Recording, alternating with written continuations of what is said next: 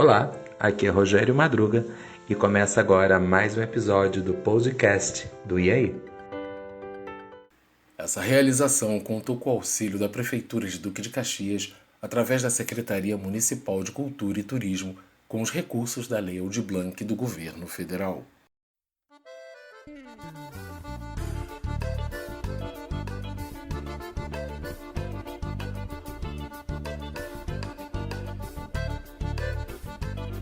Eita, caro ouvinte, que essa história está sussa, não tá não? Quantos fatos estamos aprendendo? E olha que ainda temos bastante a falar sobre o deputado pistoleiro, o jagunço, o bandoleiro, o rei da baixada, o matador e tantos outros títulos e apelidos de Tenório Cavalcante, o homem da capa preta. E aqui estou eu, mais uma vez, Rogério Madruga, seu sempre disponível companheiro de aventuras, viagens e causos, em mais um episódio de podcast do blog E aí. Antes de iniciar essa conversa, devo esclarecer que a Rua Albino Imparato, que mencionei no episódio anterior como Vila São Luís, começa na verdade no Jardim Paulicéia, passa pelo Parque Fluminense e termina na Vila Guanabara ou Parque Duque, como preferir. Após esse bairro, aí sim fica a Vila São Luís. Este seu contador de histórias lá do alto do satélite não conseguiu decifrar ou reconhecer as ruas do lugar. Apresento minhas desculpas para não dormir com culpas e perder sua amizade, o que prezo de verdade. Meu ilustre camarada, companheiro de aventura, nobre morador da Baixada. Na boleia do pau de arara, tomamos rumo ao sertão, vimos a miséria do povo lutando por um bocado de pão, tendo a morte por companheira, amiga certa e derradeira, naquele pedaço de chão. Muitos críticos condenaram o cineasta Sérgio Rezende por sua visão romântica da vida de Tenório no filme O Homem da Capa Preta, de 1986, ganhador de vários prêmios no Festival de Gramado. Ele dizia que a característica de aventureiro de um jovem alagoano pobre e miserável, que em 20 anos de Rio de Janeiro transforma-se em um homem poderoso que consegue mover parte do mundo, tornava Tenório um personagem fascinante. Nesse ponto, apelo para seu bom senso e deixo o julgamento para você, ouvinte, que será feito ao final desse episódio. Meu papel aqui, parafraseando o comunicador Chacrinha, não é explicar, e sim confundir. Isso mesmo, confusão, mudança de pensamento, iluminação das ideias. Se aquela realidade de Tenório espelha a atualidade, se faz urgente comparar e tirar suas próprias conclusões. Pistoleiro ou justiceiro, bondade ou assistencialismo, política ou coronelismo, povo ou gado. Mas voltemos ao homem, ele mesmo, o da capa preta. E como já percebeu, Tenório tinha sangue quente para matar e frio para não lamentar. Tocaia, morte e assassinato eram sua realidade. Sentavam-se à sua mesa. Nunca ocultou esse fato e, ao que parece, nunca se arrependeu também. Formado advogado, foi defensor ferrenho do acusado, um oficial da aeronáutica, no famoso caso passional conhecido como crime da Sacopã, ganhando cada vez mais notoriedade e demonstrando sua proximidade aos militares, a justiça pelas próprias mãos. Sob a toga da justiça, a lei que impera é a da força, como viria a afirmar mais tarde o professor de História Jordan Luiz Menezes Gonçalves. O prestígio de Tenório se amplia a partir de 1954, quando funda o jornal Luta Democrática e se integra à campanha anti-Getúlio Vargas, que viria a cometer suicídio em agosto daquele mesmo ano.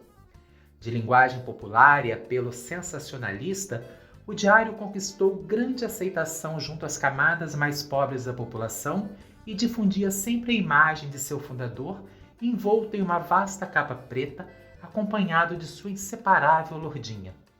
A capa foi trazida por um de seus apadrinhados, cuja formação em direito ele custeou em Portugal. Toda preta, com forro de seda vermelha, foi utilizada pela primeira vez em um comício, e sua aparição ostentando aquela nova indumentária deixou a plateia fascinada, dando a ele uma aura de intocável, quase uma entidade religiosa, acrescentando mais fanatismo ao ser mítico que já era. Além disso, por debaixo da capa preta estava ela, a inseparável submetralhadora de origem alemã, a famosa Lourdinha, sua garantia de integridade, como ele afirmava. Aliás, devo acrescentar que andar armado não era prerrogativa de Tenório, era um costume comum aos homens poderosos da época. Epa, espere um pouco. Eu falei da época? Estamos falando de um deputado ou coronel do sertão? Um jagunço ou um capitão? De antigamente ou da atualidade? Olha, ouvinte, se não fosse a sua presença, eu até poderia confundir as ideias e achar que estou falando do hoje, do agora. Mas estou certo de que, quando chegar o momento, esse meu sofrimento vou cobrar com juros, juro. Todo esse amor reprimido, esse grito contido, este samba no escuro. Você que inventou a tristeza, ora tem a fineza de desinventar. Você vai pagar e é dobrado cada lágrima rolada nesse meu penar. Com toda a propriedade da canção Apesar de Você, do compositor Chico Buarque de Holanda, deixo meu registro e espero e torço para que você, ouvinte que me acompanha, possa entender e digerir a mensagem nada subliminar dessa histórica composição no ontem e principalmente no hoje. Seguindo em nossa epopeia, chegamos a ela, Lourdinha, assim mesmo, no diminutivo, contudo efetiva no tiro certeiro, trabuco do medo, impositora do terror, pau de fogo da morte, instrumento de poder. Se Tenório era o rei da Baixada, Lourdinha era o seu cetro. Tenho certeza de sua curiosidade sobre o porquê do nome Lourdinha e de germânico nada tem. A origem da dita cuja é alemã, uma arma fabricada durante a Segunda Guerra Mundial para uso militar. O nome propriamente dito tem algumas versões. Pracinhas brasileiros apelidaram a arma em homenagem às características de suas namoradas. Uma, costureira, daí o som de sua máquina associado ao barulho da arma. Já outra, por falar com muita rapidez, era comparada àquela carabina. Segundo uma das filhas de Tenório, o apelido foi dado pelo motorista do político em homenagem a uma de suas amantes. E por último, alguns historiadores afirmam ter sido em homenagem à menina Maria de Lourdes, filha de um amigo alagoano. Convenhamos, ouvinte, que seria uma homenagem um tanto quanto estapafúrdia associar a mortal arma ao nome de uma criança, nem mesmo se usarmos figuras de retórica como a metonímia. O fato é que o presente foi dado a Tenório pelo general Góes Monteiro, ex-ministro da guerra no governo Vargas. O que levou um alto oficial do exército a doar tal mimo, uma arma de exclusivo uso militar a um deputado, ninguém sabe. Ou quem sabe se calou, ou quem sabe já morreu. Daí, nessa curiosidade, fica você e fico eu. Verdade é que em um dos primeiros dias após o golpe de 1964, os milicos invadiram sua casa e confiscaram o brinquedo. Mas a danada já tinha feito seu nome e marcado o corpo de muito desafeto pelas ruas de Caxias e do Rio de Janeiro. Seu registro na história estava garantido, a inseparável companheira de Tenório, como fora Maria Bonita de Lampião e Dadá de Corisco. Seu Tenório, quando se zanga, enfrenta até batalhão, e se ele veste a capa preta, tem velório e rabecão. O poder e liderança de Tenório em Caxias e na região da Baixada Fluminense tornou-se cada vez mais consolidado, dando a ele mandatos políticos sucessivos como deputado. Ele soube cultivar a estima e simpatia de grande parte da população do município. Atendia todos com remédios, dinheiro e roupas aos necessitados e mandava os pobres comprarem gêneros nos armazéns e marcarem a despesa em sua conta. Arrumava emprego para os que pediam e não hesitava em admitir como empregado um cabra que chegasse das caatingas do norte, desde que fosse leal e ligeiro no gatilho. Se por um lado o político constituiu-se como um alto ícone através de seu jornal e discursos, por outro, seu assistencialismo e proximidade do povo fez dele um líder carismático temido e procurado por suas conexões e colegiado, ou seria curral eleitoral. Porém, estar a seu lado tinha também sua parte muito perigosa. Estar próximo a Tenório muitas vezes era dialogar com a morte. No campo político, Tenório fez oposição ferrenha aos sucessores de Vargas, sendo tendencioso aos militares. E mesmo dando combate ao governo federal, o poder político de Tenório levou a se aproximar do poder público em algumas ocasiões. Foi o que ocorreu, por exemplo, após as enchentes que assolaram o Duque de Caxias em 1958. Nessa ocasião, Tenório articulou os contatos com a Legião Brasileira de Assistência a fim de destinar verbas para a construção da Vila São José, cujo objetivo era abrigar as vítimas. Contudo, esta associação com o governo não foi o padrão de suas práticas políticas e também tem seu outro lado, pois a compra de loteamentos naquela região aumentou sua fortuna e poder. Sempre envolvido em reviravoltas políticas, Tenório foi outra vez eleito deputado em 1958 e candidatou-se em seguida ao governo do estado da Guanabara e do Rio de Janeiro, perdendo ambas as eleições para a ala ideológica oposta, mesmo utilizando de seu jornal Luta Democrática de forma crucial e incisiva. Em seus pronunciamentos de candidato, denunciou seu oponente Carlos Lacerda, acusado de reprimir manifestações populares, procurando sempre se colocar junto ao seu eleitorado como herança daquele a quem sempre combateu, o populista Getúlio Vargas, tido como amigo dos pobres. Capitalizando sua fama de pistoleiro, estampava na capa do jornal: "Cariocas, da trincheira fluminense acertarei o alvo, matarei a fome que está ceifando vidas de irmãos brasileiros." Não quero ser repetitivo, caro ouvinte, mas é impossível não comparar frases como esta com a realidade política atual. Postura, palavras, ideias e ideologias que utilizam a população como massa de manobra, principalmente.